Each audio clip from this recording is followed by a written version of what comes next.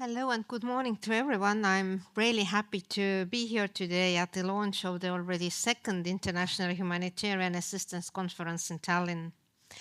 I'm also very happy to see such a broad and diverse participation, and welcome to all the experts and panelists that have traveled here to discuss the evolving challenges faced by the humanitarian sector. I hope you enjoy your stay in Tallinn, especially if you have traveled from far, although traditionally we say that November is not the best month to visit Estonia, but I'm sure that conference will completely make up to that. As it was already pointed out, the humanitarian world today is facing many challenges. From partners across the world, we hear concern about the increasingly underfunded and overstretched humanitarian resources.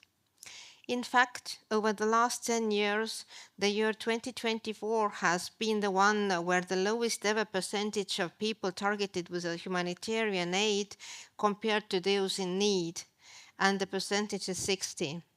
There are 360 million people globally in urgent need of humanitarian assistance, whereas almost half of them don't get the support they need because there are just not enough funds available. Likewise, we are alarmed by the attacks on the humanitarians and the blatant disregard for international humanitarian law. We see that in conflicts all around the world. We see it in Gaza, we see it in Sudan, we see it in Myanmar, and of course we also see it in Ukraine. Also, humanitarian access is increasingly difficult. Lack of accountability fuels humanitarian needs and undermines our response. Especially, we witness that in Ukraine, where Russia's ongoing attacks on Ukrainian energy sector increase humanitarian needs and also at the same time complicate our response. With winter fast approaching and funding low, Ukraine will remain the focus of our Ministry of Foreign Affairs humanitarian efforts. Estonia, of course, has already helped Ukraine and we will continue to do so. Most recently, we concluded a round of proposals to support the winterization in Ukraine with projects funded at 500,000 euros via our strategic partners, and our strategic partners all include today's host, the Estonian Refugee Council. The funding cap means that a lot of tough choices have to be made to find and to protect the most vulnerable.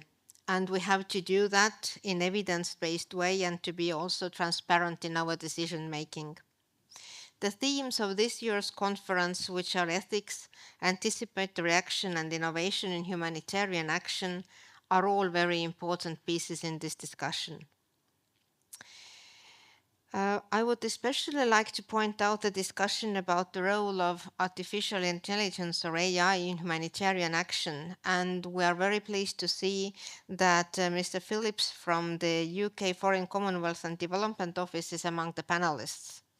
We at the Ministry of Foreign Affairs have been cooperating for the last year and a half, especially closely with the UK, because we have been co-chairing the Good Humanitarian Donorship Network.